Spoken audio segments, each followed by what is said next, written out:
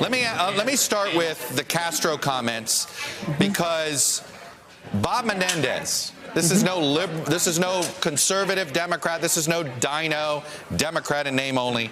Here's what Bob Menendez wrote on a Twitter thread. I'm thinking of my homestead in New Jersey, and we got 3 new House members. They run in districts that were held by Republicans. I don't know, how do they triangulate? How do they not disaffect those who are driven to defeat President Trump, but at the same time lure those who they needed to vote with them to cross over from a purple or a red to a blue seat? I think it's a losing proposition. And Bob Menendez was even angrier about the comments themselves about Fidel Castro and the sort of glossing over the totalitarian nature of that regime. What say you, Mr. Chairman?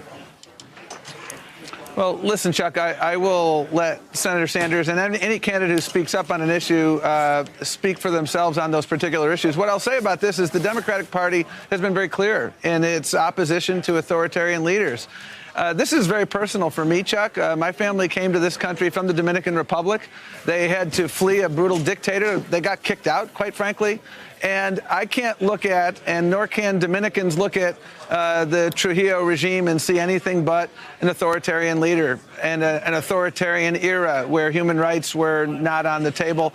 And Cubans and Venezuelans and people who fled Marcos from the Philippines and elsewhere see it the same way. And I think what's really important from this is to make sure that all the candidates travel, whether it's Florida, to talk to Venezuelan Americans or Dominicans or Cubans and listen to those stories, because those stories are very similar to my own story. What is abundantly clear are 2 things, though. The Democratic Party has been very clear in standing up to authoritarian regimes, and this president hasn't. Why he continues to send love letters to North Korea is beyond me. Why he continues to be Putin's poodle is beyond me. We're less safe because of that.